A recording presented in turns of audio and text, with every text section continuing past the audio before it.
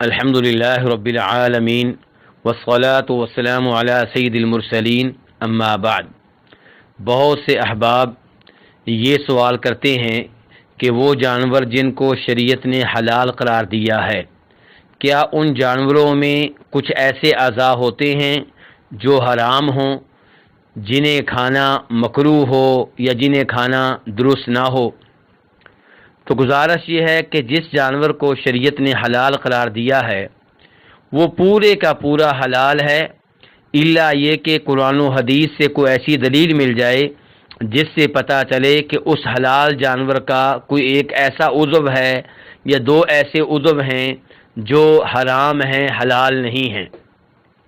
مثال کے طور پہ اللہ رب العزت سورہ انعام میں ارشاد فرماتے ہیں، قل لا اجد فيما اوحي الي محرما على طاعم يطعمه الا ان يكون ميتة او دما مسفوحا او لحم خنزير فانه رجس او فسقا اهل لغير الله به۔ یہ سورہ انعام کی آیت نمبر 145 ہے۔ اس سے پتہ چلتا ہے کہ جانور کو جب ذبح کیا جائے تو اس کی رگوں سے جس کا خون بہتا ہے وہ بہنے والا خون حرام ہے، وہ خون پینا درست نہیں ہے۔ لیکن حلال جانور کے باقی اعضاء سارے کے سارے حلال ہیں، ان میں کوئی ایسا عضو نہیں ہے جو حرام ہو یا جس کے بارے میں یہ کہا جائے کہ وہ مکروہ ہے۔ ہاں کسی کی طبیعت نہیں مانتی، کوئی ایسا شخص ہے جسے حلال جانور کے کسی عضو سے کسی حصے سے گن محسوس ہوتی ہے تو وہ نہ کھائے، اس میں کوئی حرج نہیں ہے، لیکن یہ کہنا کہ وہ شریعت کی طرف سے حرام ہے یہ درست نہیں ہے۔ عام طور پہ لوگوں کو یہ مسئلہ بتایا جاتا ہے کہ حلال جانور کے 7 اعضاء حرام ہیں۔ نمبر 1 پتا، نمبر 2 مثانہ، نمبر 3 مادہ جانور کی شرمگاہ، نمبر 4 نر جانور کی شرمگاہ، نمبر 5 کپورے جنہیں خصیتین بھی کہا جاتا ہے، نمبر 6 غدود گھلٹی، اور نمبر 7 بہتا ہوا خون۔ تو ان 7 چیزوں میں سے بہتا ہوا خون حرام ہے، اس میں کوئی شک و شبہ نہیں ہے کیونکہ اس کا تذکرہ قرآن پاک میں بھی آ گیا۔ لیکن باقی 6 اعضاء کے حرام ہونے کی کوئی ایسی دلیل نہیں ہے جس پہ اعتماد کیا جا سکے، جس پہ اعتبار کیا جا سکے۔ اس بارے میں 1-2 روایتیں ملتی ہیں لیکن وہ نبی علیہ الصلوۃ والسلام سے صحیح سند سے ثابت نہیں ہیں۔ مثال کے طور پہ امام طبرانی رحمہ اللہ اپنی مشہور و معروف کتاب المعجم الاوسط میں جناب عبداللہ بن عمر رضی اللہ عنہما سے روایت کرتے ہیں کہ نبی علیہ الصلوۃ والسلام بکری کے 7 اعضاء کو، 7 حصوں کو مکروہ جانتے تھے، ناپسند کرتے تھے، حرام جانتے تھے۔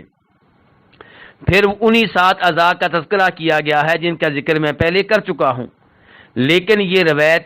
ضعیف ہے، نبی علیہ الصلوۃ والسلام سے ثابت نہیں ہے،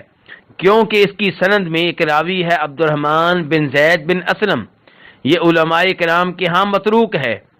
اور ایک اور راوی بھی ہے یحییٰ، وہ بھی ضعیف ہے، اس لیے اس حدیث پہ اعتبار نہیں کیا جا سکتا اور اس کو نبی علیہ الصلوۃ والسلام کی طرف منسوب کرنا مناسب نہیں ہوگا، کیونکہ آپ علیہ الصلوۃ والسلام فرماتے ہیں جو میرے ذمے جان بوجھ کر ایسی بات لگائے جو میں نے نہیں کہی اس کا ٹھکانہ جہنم ہے۔ اس لیے وہ چیزیں جن کی نسبت آپ علیہ الصلوۃ والسلام کی طرف اچھی طرح ثابت نہ ہو انہیں آپ کی طرف منسوب کرنے سے گریز کرنا چاہیے۔ موجودہ زمانے کے بہت بڑے محدث شیخ البانی رحمہ اللہ اپنی مشہور و معروف کتاب سلسلۃ الاحادیث الضعیفہ میں حدیث نمبر 4292 میں واضح کرتے ہیں کہ یہ روایت نبی علیہ الصلوۃ والسلام سے ثابت نہیں ہے۔ دوسرے نمبر پہ اس سلسلے میں جو روایت پیش کی جاتی ہے وہ امام مجاہد بن جبر المکی جناب عبداللہ ابن عباس رضی اللہ تعالیٰ عنہما کے مشہور و معروف شاگرد ہیں، ان کی روایت ہے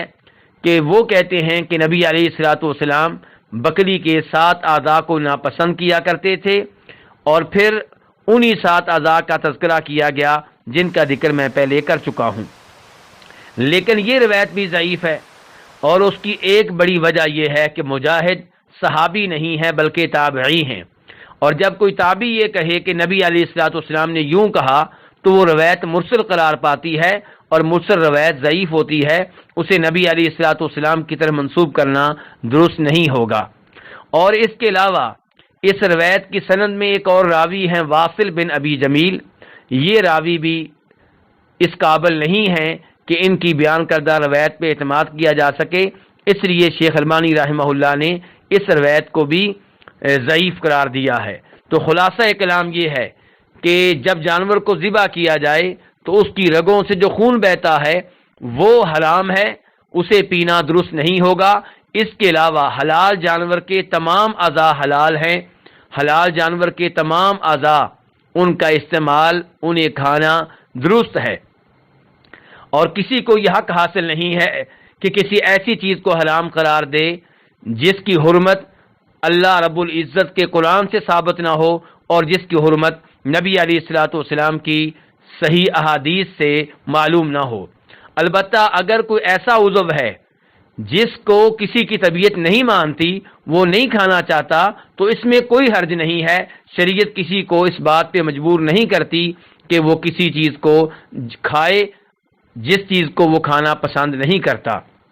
لیکن شریعت اس بات کی بھی اجازت نہیں دیتی کہ آپ اس چیز کو حرام قرار دیں جس کو اللہ رب العزت نے حلال قرار دیا ہے۔ اللہ تعالیٰ اپنے نبی علیہ الصلوۃ والسلام کو مخاطب کر کے قرآن حکیم میں کہتے ہیں، یا ایھا النبی لما تحرم ما احل اللہ لک، اے نبی صلی اللہ علیہ وسلم آپ ان چیزوں کو حرام کیوں قرار دیتے ہیں جن چیزوں کو اللہ نے حلال قرار دیا ہے۔